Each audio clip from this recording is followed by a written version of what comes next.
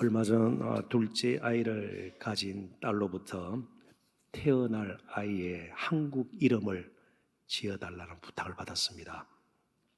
그래서 제가 보내주었죠. 아들이면 주성, 주님의 거룩하심, 혹은 주광, 주님의 빛 대심.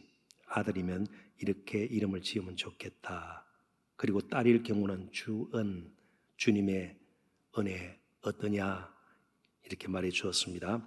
그런데 그러는 사이에 둘째 아이가 아들임이 이제 딸에게 알려지게 되었고, 최종적으로 아이의 한국 이름을 주성으로 정했습니다. 주성. 그래서 다 주자 돌림이에요. 엄마는 주애, 첫째 딸은 주희, 그리고 둘째 아들은 이제 주성, 이렇게 되는 겁니다. 우리 모두에게는 이름이 있죠. 하나님께도 이름이 있을까요?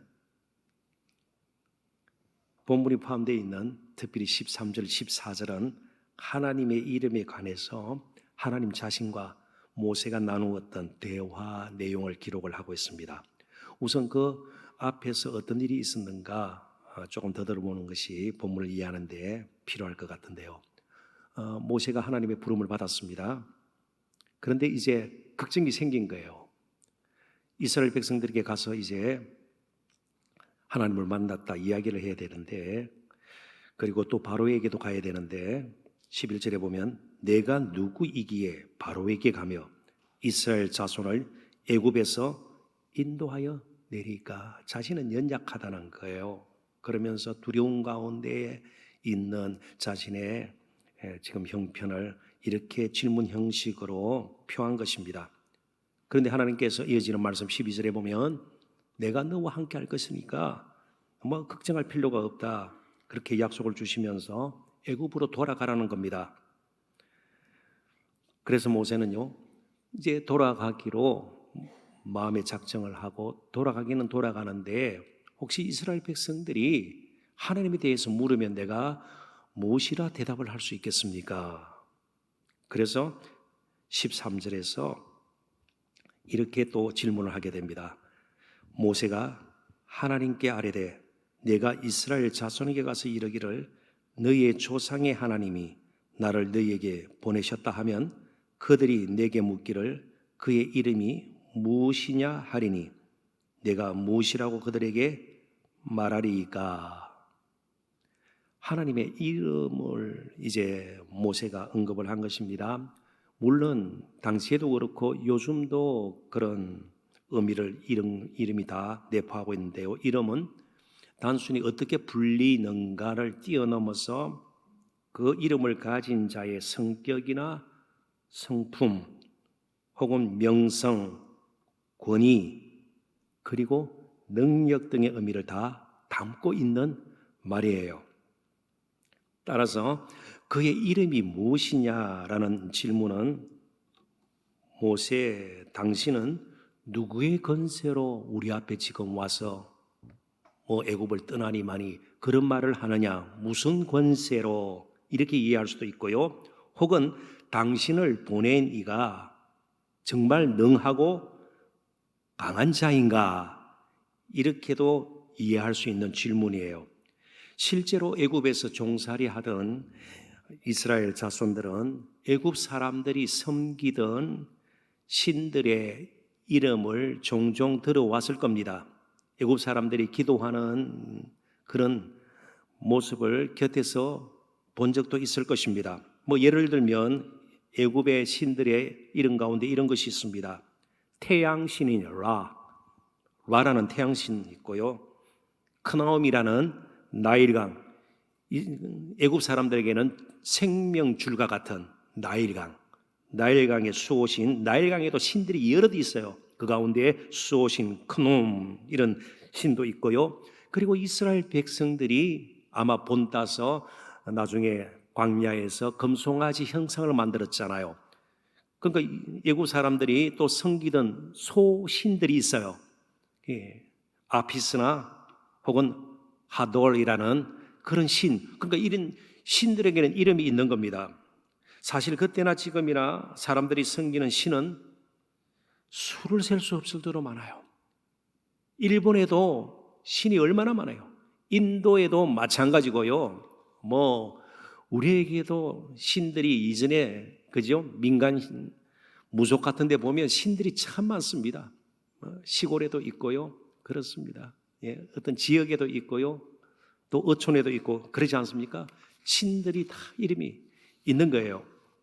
아무튼 이러한 모세의 질문에 대해서 하나님은 이렇게 대답을 하십니다. 그게 오늘 본문입니다. 자, 본문을 다시 한번 자세히 보도록 하십시다. 본문 14절 제가 읽어봅니다. 하나님이 모세에게 이르시되 나는 스스로 있는 자이니라.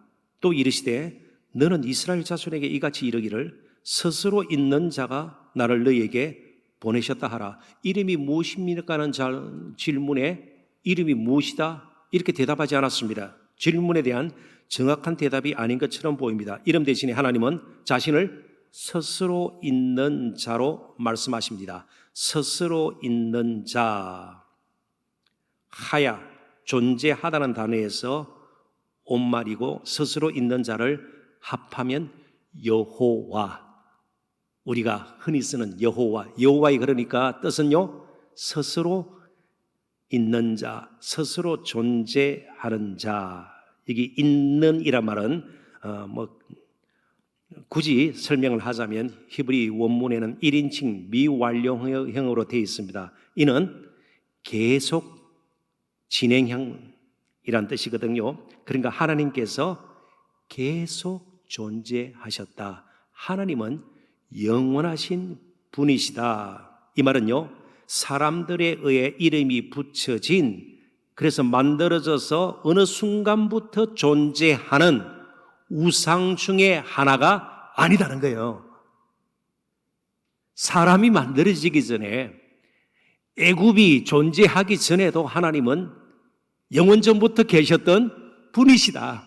지금도 계실 것이고 앞으로도 모세는 가도 여호수아가 대를 이어서 이스라엘 백성들을 이끌고 그 후에도 여러 왕들이 이제 이스라엘 나라들을 이끌어가고, 이거와 관계없이 하나님은 영원토록 계시는 분이시다. 그래서 15절 16절 우리가 본문 삼지는 않았습니다만은 거기 보면 아브라함의 하나님, 이삭의 하나님, 야곱의 하나님 같은 뜻이에요. 영원토록 계시는 하나님, 존재하시는 하나님. 하나님은 창조주이시지 누군가에 의해서 만들어진 신이 아니라는 것입니다. 이스라엘 백성들의 조상인 아브라함, 이삭, 야곱을 있게 하신 하나님, 하나님에 의해서 아브라함, 이삭, 야곱도 존재하게 되었다. 영원토록 살아계신 하나님이라는 겁니다. 그래서 이제 출애굽과 관련해서는요, 모세가 아니라 여호와 하나님께서 앞으로 될 출애굽의 모든 것들을 친히 주관하실 것이다. 바로 그러한 것을 스스로 있는 자라는 하나님의 말씀 가운데에 담고 있는 것이죠. 출애굽은 스스로 있는 자, 즉 여호와 하나님의 일이라는 뜻입니다. 하나님은 만들어진 그런 신이 아니에요. 자, 그렇다면 이것을 이제 우리 쪽에서 볼 때는요, 우리는 스스로 있는 자가 아닙니다. 하나님만이 스스로 있는 자예요. 인간이 스스로 있는 자처럼 행세할 때에 모든 악과 고통이 오게 된 겁니다. 가장 잘 사는 길은 스스로 있는 자와 함께 하는 거예요.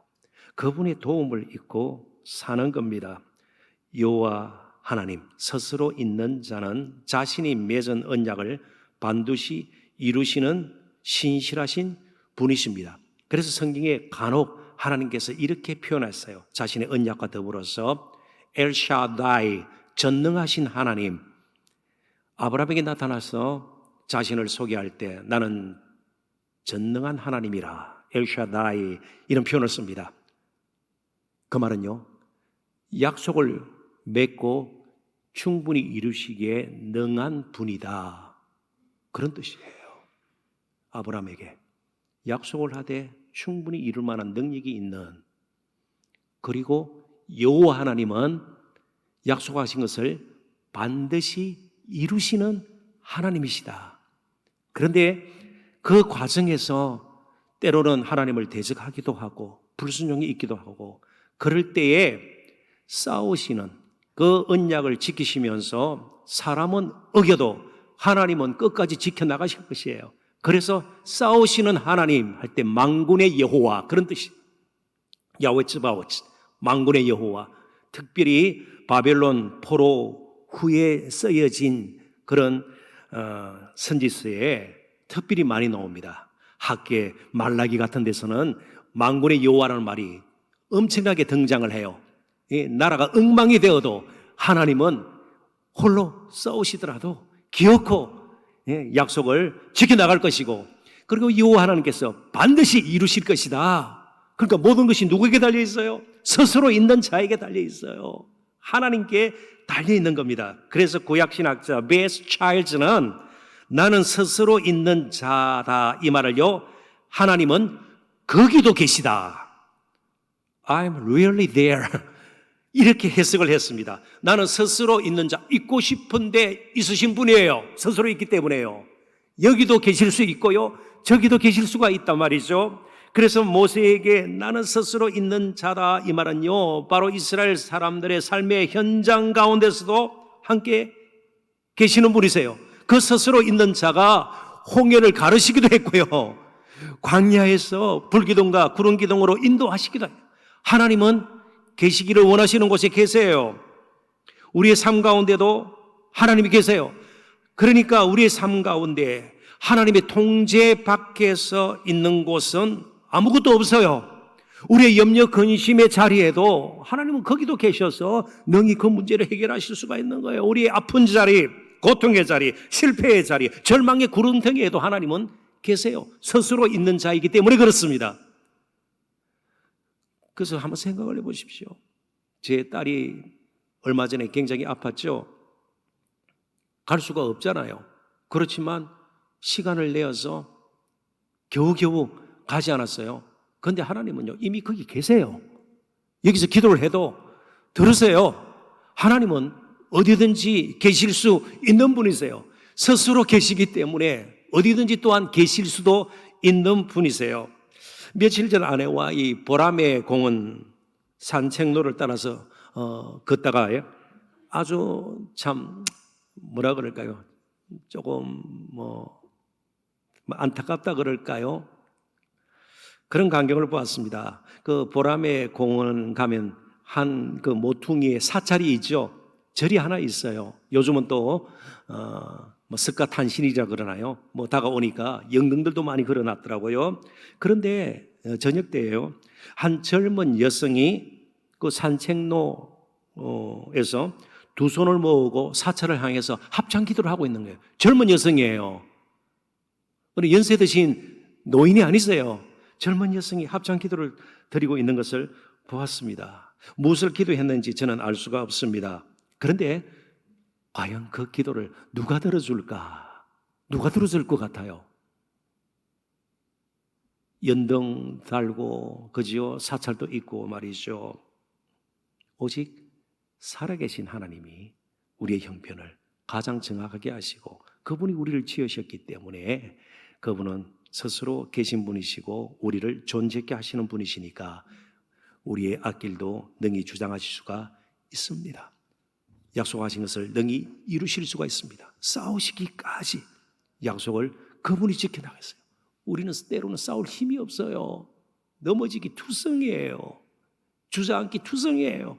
그렇지만 그분이 스스로 계신 분이시니까 그분과 동행하니까 그리고 그분이 우리를 사랑하셔서 긍휼을 베푸셔서 붙들어 주시니까 우리가 하루하루를 살고 지난 한 달도 살았고요.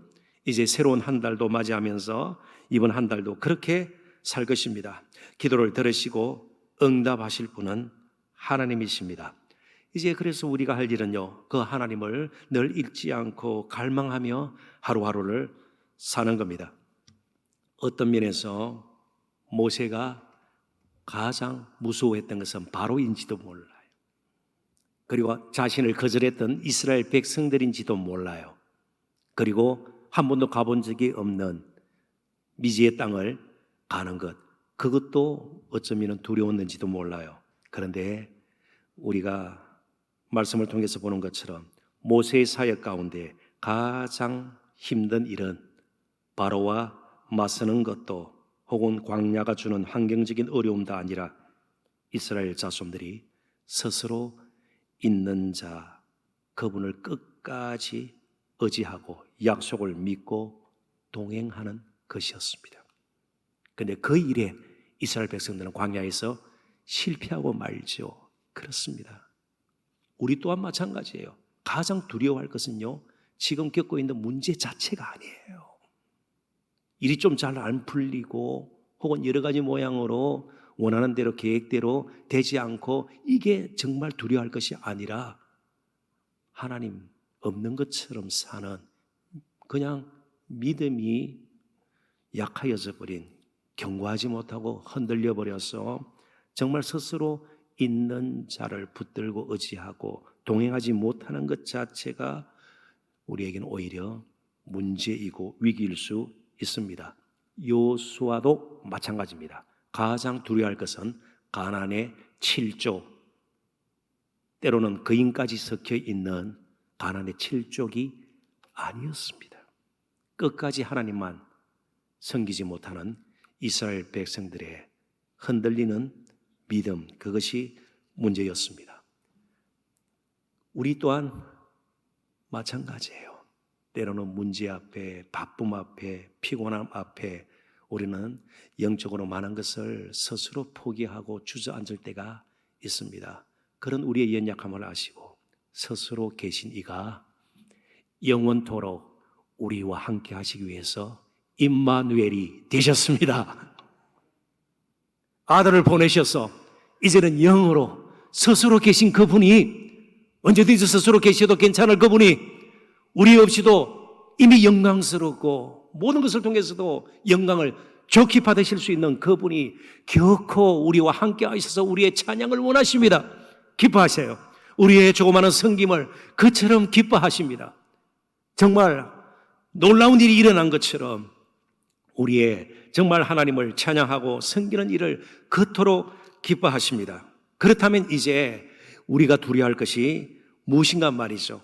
우리는 홀로 사는 인생이 아닙니다. 하나님이 우리와 함께 하시는 분이 되셨습니다.